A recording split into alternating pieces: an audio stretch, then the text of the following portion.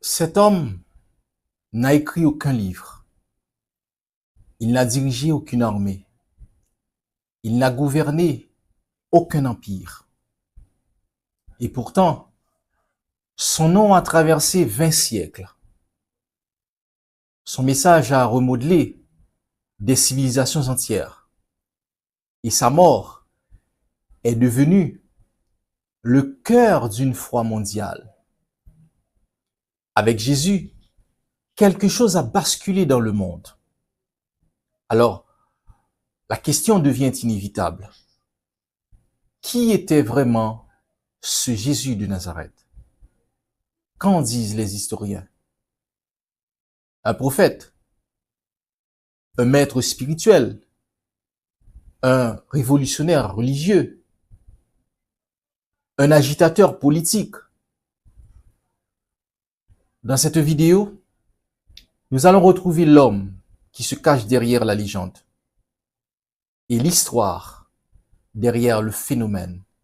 Dixit, le frère Paul Adrien. Beaucoup disent Jésus de Nazareth, sans se demander ce que cela signifie vraiment. Et si je vous dis que cette expression est fausse, que le texte grec original ne parlait pas du village de Nazareth, mais de Jésus le Nazaréen, et que ce titre existait bien avant lui, comme le nom d'une secte religieuse juive oubliée par l'histoire. Aujourd'hui, nous allons creuser cette énigme. Pourquoi l'humanité entière a-t-elle associé Jésus à un village qui n'a rien à voir avec le lieu de sa naissance? Dans cette étude, nous allons examiner les données bibliques, historiques et philologiques afin de mieux comprendre pourquoi Jésus, qui n'est pas né à Nazareth, est néanmoins désigné comme Nazaréen depuis plus de 2000 ans. Alors, préparez-vous à redécouvrir Jésus sous un angle que l'on ne vous a jamais montré. Salut à toutes et à tous. Mon nom est Jean-Ralph Pardovani. Je suis théologien et recherchiste. Je dis à chers amis, nous pourrons faire un petit causer sous Matthieu chapitre 2, le verset 23 qui dit, je cite, « Il alla s'établir dans une ville appelée Nazareth. Il en fut ainsi pour que se réalise cette parole des prophètes.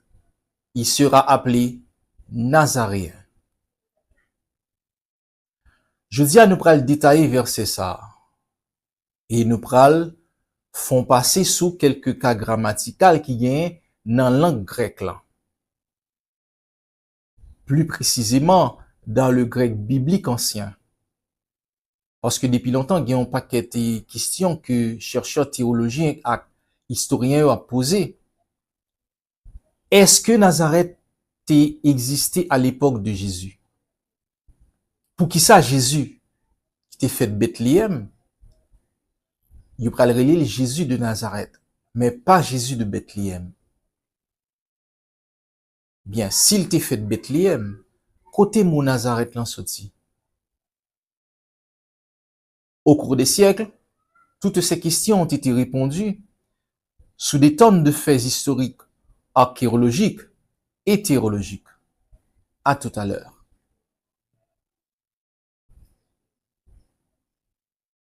Saviez-vous que dans l'Antiquité, un simple prénom ne suffisait pas?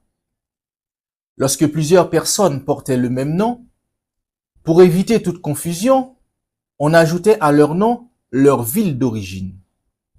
Dans la Grèce classique, il était courant de désigner un individu par sa cité, comme Socrate d'Athènes, pour dire que Socrate venait d'une ville appelée Athènes en Grèce, comme Hippocrate de Cos, pour dire qu'Hippocrate venait d'une ville appelée Kos en Grèce.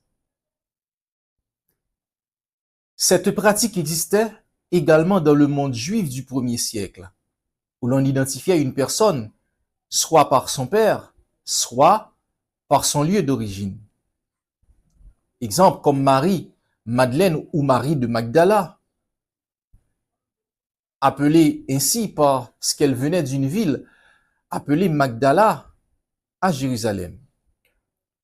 Comme Simon Bar Jonas, pour dire que Simon, plus tard devenu apôtre Pierre, était le fils de Jonas. Comme Bartimée, pour dire que Bartimée était le fils de Timée. Ainsi donc, associer le nom d'une personne à une ville n'était donc pas un simple détail. C'était une manière normale et ancienne d'indiquer l'identité, l'origine géographique et l'appartenance culturelle de cette personne. Ainsi, lorsque les évangiles parlent de Jésus, on le désigne souvent comme venant de Nazareth. Ils disent Jésus de Nazareth. Apparemment, cette mention indiquerait sa ville d'origine et le distingue des autres personnes portant le même nom. Mais les preuves restent fragiles et certains encore doutent de la véracité de cette expression. Selon Matthieu chapitre 1er, Joseph et Marie descendent d'une longue lignée, de Abraham jusqu'à David. Et selon Luc chapitre 1er, le verset 26, ils vivent en Galilée. Ils étaient galiléens. Puisque Joseph et Marie étaient galiléens, Jésus tout est galiléen. Et la Bible va le montrer nous ça dans Matthieu chapitre 26, le verset 69. Côté servante, tu as parlé à Pierre pour lui dire que, ou même tout, où tu es avec Jésus, le Galiléen. Juif yo te gen problème avec Galiléen yo. Et yo te considéré Galiléen yo comme des moun qui te gon mauvaise vie comme une nation païenne. Et nous pral ça dans Matthieu chapitre 4 le verset 15. Côté yo pral nommer ville ça la Galilée des gentils. Le mot gentil vient du latin gentiles qui signifie gens des nations non juifs. Et Galiléens yo, c'était des moun pour juifs yo qui étaient une race différente, qui t'a pratiqué une religion différente. T'as pral bon histoire qui t'a pral montrer nous haine que juifs yo t'a pral gagner envers Galiléens yo. N'a pas joué ça dans 1 Maccabée chapitre 5, les versets 15 jusqu'au verset 21. Pendant le règne de Judas Maccabée, après que Mattathias t'ait lancé une révolte contre Grec yo, petit Lio et spécialement Simon Maccabée t'ait continué bataille là. Parce que Simon t'as pas participé dans la campagne, t'as fait contre Galilée pour être capable de conquérir plusieurs villes en de côté ça. Et pour le cas, il a imposé loi Moïse là à ville ça. Et ça t'a créé quelques rancunes avec division entre Galiléens et Juifs dans le pays ça. Parce que Galiléo t'a senti autorité Maccabéo, t'as voulu contrôler la vie. Les quelques Juifs, selon l'histoire, t'as plein by Judas Maccabée. Monsieur t'as le voué frère la Simon pour te rétablir la paix et protéger la communauté ça. Après que Simon t'a venir rétablir la paix dans la région ça, Juifio t'es commencé considérer Galiléen comme pire ennemi à cause du conflit ça. Et même jusqu'en 164 avant Jésus-Christ, la Galilée était une nation païenne. Et c'est ça qui fait que sous Aristobule Ier, qui c'est petit Mattathias, le père des Maccabées, il a exigé Galiléens pour pratiquer la religion de Moïse. En somme, mes amis, puisque Joseph, Marie et Jésus lui-même étaient galiléens, eh bien, aux yeux des Juifs, la Sainte Famille était considérée comme une famille païenne. Te gen un petit village qui était situé sur les collines de Basse-Galilée, environ 150 km au nord de Jérusalem et 159 km au nord de Bethléem, que on en arabe Han Nasira, qui signifie en français Nazareth. Te gen en pile écrivain ak historien juif qui te ignoré non village ça. Nous capables de citer par exemple le nom de Flavie Joseph, qui était un historien juif romain, qui a été commandant militaire de la Galilée vers la fin de l'an 66 et l'an 67. Monsieur après écrit en autobiographie qui relait Vita en latin, qui signifie vie en français. Monsieur te dit que il te font coup de pied en l'an 52 dans un petit ville qui relait Joppa. Et au cours de voyage li, monsieur pral décrit en détail les villes et villages de la Galilée. Même monsieur pas jamais mentionné dans écrit le nom de Nazareth. Et pral gen un pèlerin anonyme français pral rédigé en l'an 333 un texte qui relait Itinerarium Pro. Monsieur pral dit dans le texte liant, il était visité toute ville qui est aux alentours de Palestine jusqu'à Bethléem et monsieur pas jamais cité dans le texte le nom de Nazareth. Ou qui ça? Et même dans la littérature vétérotestamentaire, du latin Vetus Testamentum, qui signifie Ancien Testament, il n'y a pas de cité non village ça, qui relie Nazareth là. Et il a fallu jusqu'en l'an 363 après Jésus-Christ, lors du concile de la Odyssée, dans la littérature néo-testamentaire, Nouveau Testament, il va citer non village ça 29 fois. Et il y a une raison qui fait historien à qu'écrivain juif yo te ignoré et ou pas cité non village ça dans écrit. C'est parce que à l'époque village Nazareth là, il pas de importance ni pour juif yo ni pour romain. Et archéologue yo t'apral découvrir village ça par la suite 3 siècles après Jésus-Christ. Et mais yo peut baptiser lieu saint. Et il faudra attendre en l'an 383 du témoignage d'un pèlerin espagnol nommé Egueri qui t'a fait un pèlerinage en Terre Sainte pour que village ça qui est Nazareth là sorti dans l'anonymat. Et en l'an 328 après Jésus-Christ, t'as pral gen une impératrice romaine qui est Hélène, la mère de l'empereur Constantin Ier, qui était fascinée par la passion de Jésus-Christ, qui pral par la suite nommé par décret le village de Nazareth, écoutez ça, un lieu saint. T'as pral gen le professeur Jürgen Zengenberg, qui pral écrit un livre qui relait Jésus, un juif de Galilée. Et dans le livre monsieur pral expliquer que il était fait des fouilles archéologiques vers la fin du XXe siècle dans les ruines de Nazareth. Et archéologues ont joindre des tombes et des poteries datant du 1er siècle, des restes de maisons datant de l'an avant Jésus-Christ. Mais il n'y a pas de joindre aucune trace de bâtiment public. Il n'y a pas de joindre tout aucune trace de synagogue qui était datée du 1er siècle.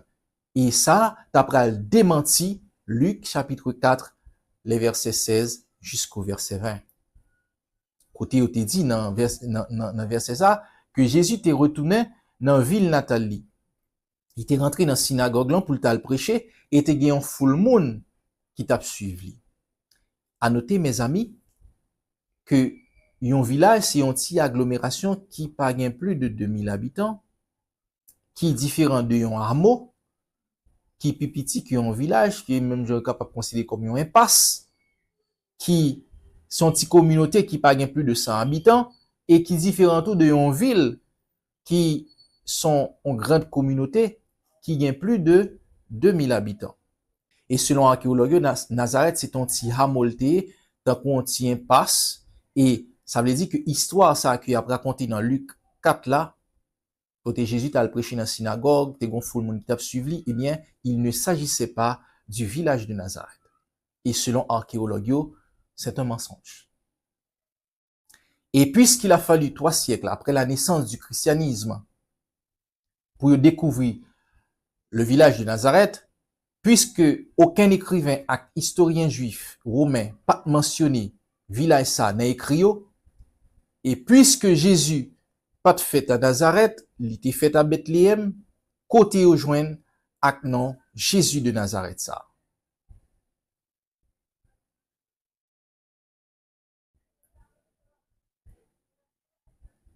Partout dans les églises protestantes, nous toujours entendons le pasteur a prêché, le prédicateur a prêché, il a toujours dit au nom de Jésus de Nazareth.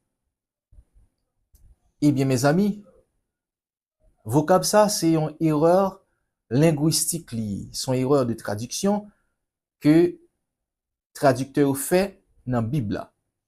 Il n'a jamais été question de Jésus de Nazareth dans la version grecque. Et version grecque là, c'est la version originale. Et Nouveau Testament, mes amis, il était écrit en grec. En alloué qui ça vraiment qui était écrit dans la Bible. Dans le grec ancien, lorsqu'on veut indiquer clairement une origine géographique, on utilise généralement la préposition apo plus le génitif. Apo signifie provenant de. Ça veut dire, mes amis, dans le grec là, le veut dire dans qui pays yon moun sorti, dans qui ville ou bien dans qui village yon moun sorti, grec là t'es utilisé préposition ça qui c'est apo qui veut dire sorti nan, provenant de. Ça veut dire apo t'es indiqué qui côté moun nan sorti, qui côté bagay la sorti. Je vous donne un exemple.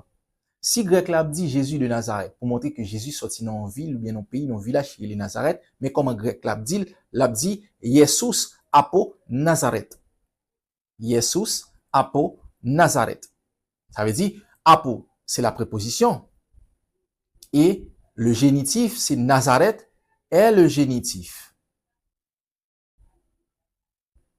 Maintenant, selon chercheurs théologiens et linguistes, dans le Nouveau Testament, c'est pas thème apo Nazareth là que évangéliste a utilisé, mais plutôt le terme Nazoraios, qui signifie Nazaréen. Avant que moi aller plus loin, moi voulais nous bien comprendre ça. Le grec là a dit Jésus de Nazareth pour faire référence à qui un monde qui est Jésus qui sorti dans une ville ou bien dans un village qui est Nazareth. Grec là dit Jesus apo Nazareth. Mais le chercheur théologien regarde dans la Bible, c'est pas ça. Il y a qui est écrit. Il y a un groupe de mots qui pas de rien à revoir à Paul Nazareth qui est écrit dans le Nouveau Testament. Et groupe de mots ça rejoignent dans le grec là de trouver une catégorie qui est les cas grammaticaux du grec ancien. Premier mot que nèg yo te joine écrit c'est Nazoraios qui signifie nazaréen. Ça c'est le nominatif.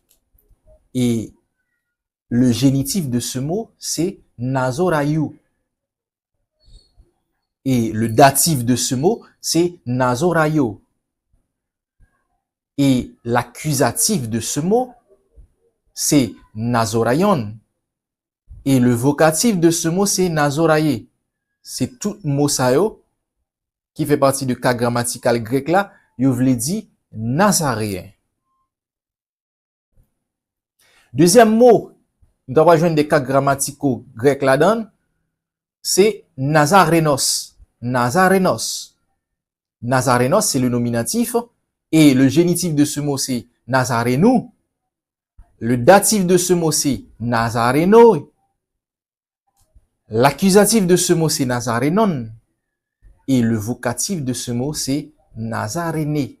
Et tout mot ça signifie Nazaréen. Et on va joindre un troisième mot que grec latabral dit que c'est la forme collective, c'est Nazoraion, qui signifie tout Nazaréen. Et tout mot ça yo, chers amis, te signifie Nazaréen. Et mot ça yo pas te fait référence à un pays, ni un ville, ni un village. Mais pour grec yo, mot ça te veut dire que moun sa te fait partie de une communauté, de une association ou bien de une secte religieuse. Dans le grec ancien, chaque mot peut changer de forme selon son rôle dans la phrase. Ces formes sont appelées, comme je l'ai dit tantôt, des cas grammaticaux que nous trouvons dans la langue grecque, plus précisément dans le grec ancien. Il y a plusieurs cas grammaticaux que l'on rencontre souvent dans le Nouveau Testament. Il y a le nominatif, le génitif, le datif, l'accusatif et le vocatif. On va l'expliquer nous qui ça veut dire. Le nominatif sert à indiquer le sujet, c'est-à-dire celui qui fait l'action. Je vous donne un exemple. Dans Marc, chapitre 1er, le verset 9, « Et Jésus le Nazaréen vint de Nazareth, en Galilée, et fut baptisé par Jean. » Grec la part dit, « Jesus apo Nazareth. » Jesus est le sujet, est le nominatif de la phrase, celui qui fait l'action. Grec la part dit, « Jesus. » Jesus est le sujet de la phrase. Jesus est le nominatif de la phrase, c'est celui qui fait l'action. Maintenant pour le génitif. Le génitif exprime la possession ou l'origine, souvent traduit par de DE, ou du DU. Par exemple, dans les Actes des Apôtres, chapitre 2, le verset 22, qui dit « Homme d'Israël, Jésus le Nazaréen, un homme attesté par Dieu, par la puissance, les prodiges et les miracles, comme nous le savons. » Mais ça, grec la pral dit, génitif qui vient dans la phrase ça, c'est touterou. Touterou qui signifie de Dieu. Ici, touterou est au génitif, car il indique la source ou l'origine, de cette puissance, qui c'est par Dieu. C'est-à-dire, le génitif, mes amis, montre que la puissance et les miracles viennent de Dieu et non de l'homme lui-même. Ça, c'est pour le génitif. Maintenant, le datif. Le datif indique le complément d'objet indirect, c'est-à-dire la personne à qui ou pour qui l'action est destinée. Par exemple, dans les Actes des Apôtres, chapitre 3, le verset 6, « Mais Pierre dit, je n'ai ni or, ni argent, mais ce que j'ai, je te le donne. Au nom de Jésus le Nazaréen, lève-toi et marche. » Grec Labral dit, « soy ». Il va dire, le datif qui est dans cette phrase, c'est soy, qui signifie je te donne, ou bien à toi. Ici, le mot soy est au complément d'objet indirect, à qui Pierre donne ce qu'il a. Ça veut dire, le datif indique ici le bénéficiaire de l'action qui est le boiteux. Pierre donne quelque chose au boiteux qui était dans le besoin. Ça, c'est le datif. Maintenant, l'accusatif. L'accusatif est utilisé pour le complément d'objet direct, c'est-à-dire celui qui reçoit l'action du verbe. Exemple, dans Jean chapitre 18, le verset 7, « Et Jésus leur demanda de nouveau, « Qui cherchez-vous » Il dit « Jésus le Nazaréen ». Ici, grec Labral dit « Ton Yesun » qui signifie Jésus. Ici, ton Yesun, Jésus est l'accusatif, car c'est l'objet direct de la question. C'est la personne recherchée. C'est-à-dire, l'accusatif montre l'objet direct de la recherche. C'est Jésus qui est ciblé par l'action. Et, l'autre accusatif dans la phrase qui c'est ton Nazoraion. Ton Nazoraion est aussi l'accusatif singulier masculin qui est dans la phrase qui modifie Jésus. Ça, c'est pour l'accusatif. Maintenant, enfin, le vocatif. On dit que le vocatif est employé quand on s'adresse directement à quelqu'un, directement à une personne. Par exemple, dans Marc chapitre 1er, le verset 24, et un esprit impur lui dit, qu'y a-t-il entre nous et toi, Jésus le Nazaréen? Es-tu venu pour nous perdre? Je sais qui tu es, le Saint de Dieu. Grec Lapral dit là, Jesus Nazoraïe. Pour qui ça, Jesus Nazoraïe, qui signifie Jésus le Nazaréen? Là, il est clairement au vocatif. Là, Jesus Nazoraïe, Jésus le Nazaréen est clairement au vocatif, car l'esprit mauvais, lui-même, il interpelle Jésus en l'appelant directement. Le vocatif, chers amis, sert à interpeller quelqu'un directement. Ici, l'esprit impur s'adresse directement à Jésus. Ça, c'est pour le vocatif. Maintenant, chers amis, pour résumer, ces cas grammaticaux permettent aux Grecs de préciser qui fait l'action, qui la reçoit, à qui elle s'adresse ou à qui appartient quelque chose. Bien, on a le vérifier ça dans la Bible. Dans Matthieu chapitre 26, le verset 71, comme il se dirigeait vers la porte, une autre servante le vit et dit à ceux qui se trouvaient là, celui-ci était aussi avec Jésus de Nazareth. Ça, c'est sa version française l'a dit. Mais sa version grecque l'a dit, Yesu tu Nazorayou. Ici, chers amis, Yesu est le génitif de Jesus. Et Nazorayou est le génitif de Nazoraios. Ça, c'est groupe de mots que moi t'ai montré nous, moi t'ai fait nous ouais, que qui t'est utilisé dans le Nouveau Testament, que qui peut l'utiliser dans verset là. Dans Marc chapitre 10, le verset 47, il entendit que c'était Jésus de Nazareth. Et il se mit à crier, fils de David, Jésus, aie pitié de moi. Ça, c'est ça, version française a dit, il dit Jésus de Nazareth. Mais version grecque là, c'est pas ça, elle dit. Version grecque là dit, Jesus o Nazarenos, qui signifie Jésus le Nazaréen, mais pas Jésus de Nazareth. Peut-être qu'il s'agit, et c'est Nazarenos qui est utilisé, parce que dans le grec koiné, il existe deux formes d'adjectifs. Première forme adjectif là, il suffixe aios, comme dans Nazoraios, qui signifie Nazaréen, que Matthieu a clic lui-même est utilisé dans l'évangile.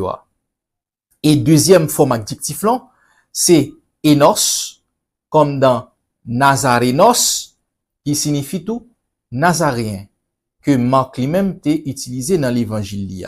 Et tous les deux mots ça signifient Nazaréen, mais pas Jésus de Nazareth.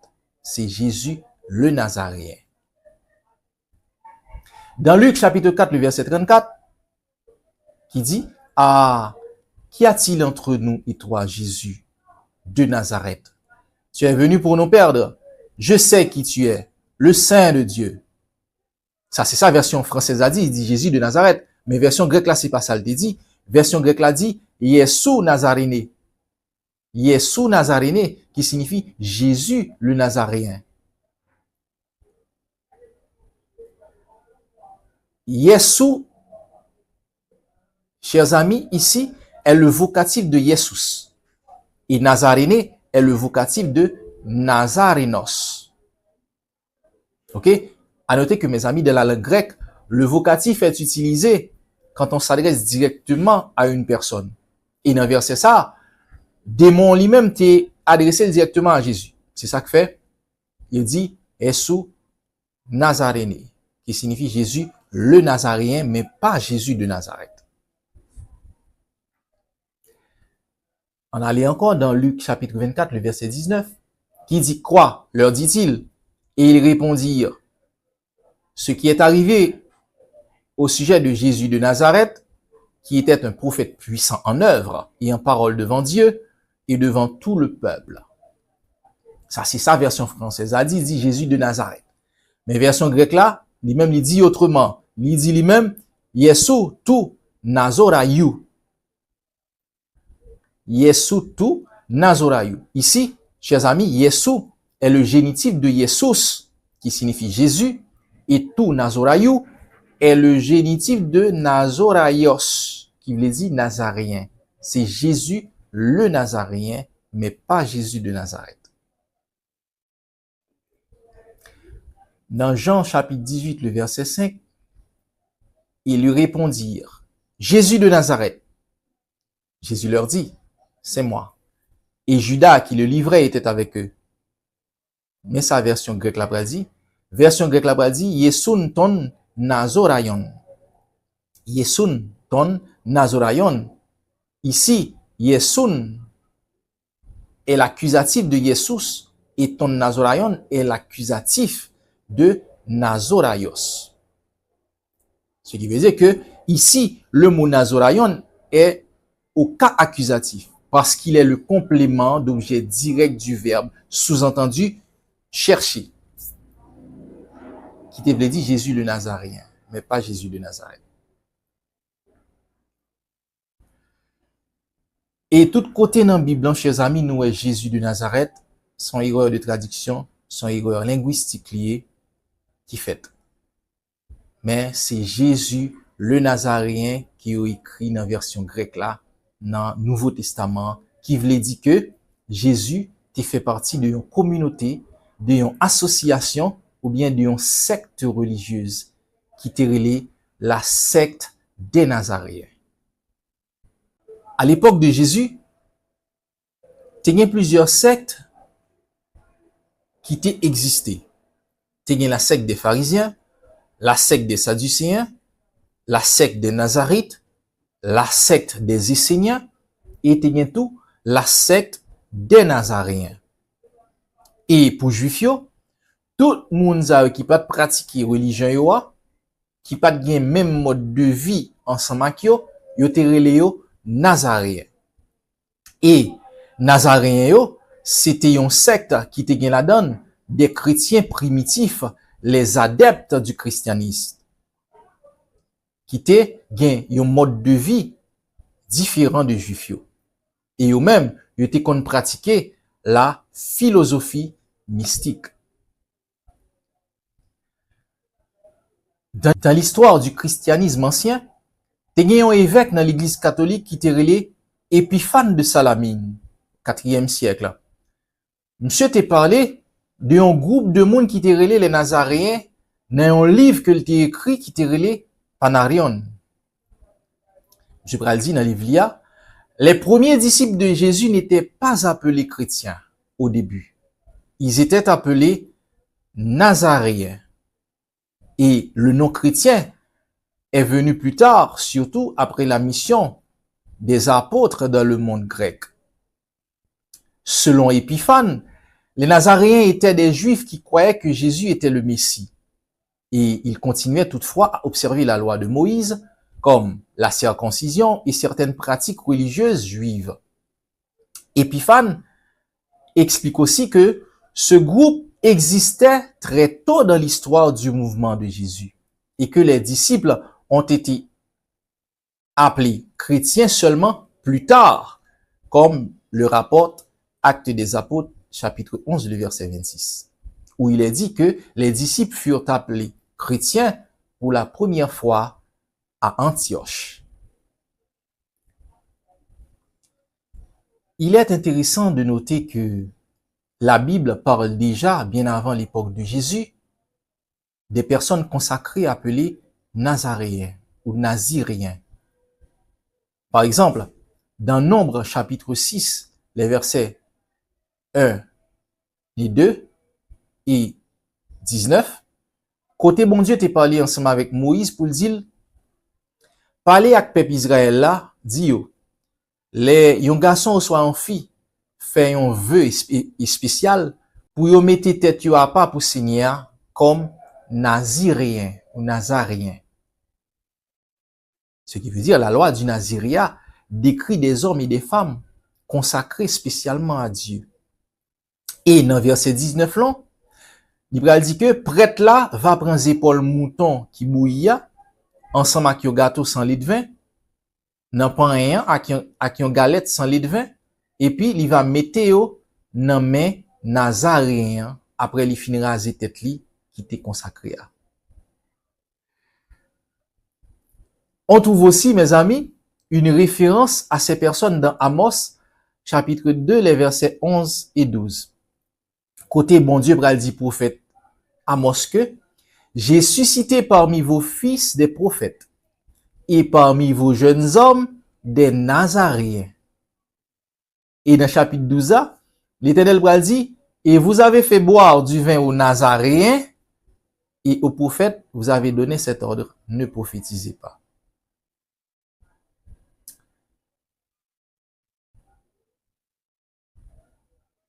Ce qui veut dire que Dieu rappelle qu'il avait suscité parmi le peuple des prophètes et des Nazaréens. Mes amis, chers amis, ces textes montrent que l'idée d'une consécration spéciale à Dieu existait déjà dans l'Ancien Testament. Des siècles plus tard, les premiers disciples de Jésus ont été appelés Nazaréens, pour montrer nous que Nazaréens, c'est une secte religieuse qui était existée bien avant Jésus et que Jésus lui-même était fait partie de secte ça. Et même après Jésus, secte ça a continué à exister dans l'époque là. Et nous prenons ça dans la Bible là. Côté, il va dire nous que Nazaréens, c'était une secte littéraire. Dans les Actes des Apôtres, chapitre 24, le verset 5, côté souverain sacrificateur Ananias, à qui un avocat qui relie Tertullus, pral poter Félix, qui était à l'époque gouverneur, il pral poter li plainte pour Paul, pour apôtre Paul. Et plus tard, il pral arrêter apôtre Paul, et il pral dit que monsieur a suscité division parmi les Juifs, et il pral dit que monsieur c'est chef de la secte des Nazaréens. Le verset dit, nous avons trouvé cet homme qui est une peste, qui excite des divisions parmi tous les Juifs du monde, qui est chef de la secte des Nazaréens. Et version grecque la pral dit nous, teston Nazoraion aireseos. Teston Nazoraion aireseos. Aireseos qui signifie secte. Teston Nazoraion qui signifie chef de Nazaréens. Ça veut dire que Bibla pral dit nous que Nazaréens c'est une secte religieuse littéraire.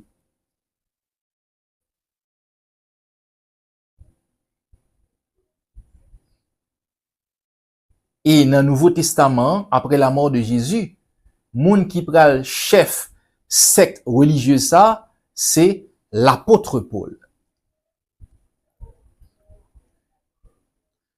Chers amis, moi espérer que nous t'y apprenons en pile, causer ensemble avec moi. Et que cours grec biblique ancien ça que moi souhaite faire qui t'es un problème, qui pral un problème pour moun qui pral faire connaissance pour la première fois avec langue grecque là. Mais moi t'ai fait surtout pour étudier en théologie, pour théologien, pour docteur en théologie, et pour pasteur qui intéressé au tout. Pour suspendre bay moun yo menti dans l'église là, à cause Jésus de Nazareth ça. Yo pas dit Jésus de Nazareth. Yo dit Jésus le Nazaréen. Parce que Jésus pas de fait Nazareth. Mais Jésus t'est fait partie de une secte religieuse qui t'est relé la secte des Nazaréens. Que Paul pral plus tard pral vin chef secte ça. Menti ça tellement tabli fond dans nam nous. Moi connais malgré nos fin garder vidéo ça nous fin tendel. N'a toujours répété Jésus de Nazareth là toujours. Mais pour l'histoire et pour la vérité, nous-mêmes ici à théologique, nous dit, mais qui ça qui est vérité? Et le maître Jésus a dit que dans Jean chapitre 8, le verset 32, ainsi, vous connaîtrez la vérité, et la vérité vous rendra libre. N'apprendre vérité, et vérité va ban nous liberté. De là, soyez toujours à l'écoute d'une autre capsule d'information et de formation sur théologique. Que Dieu vous bénisse abondamment.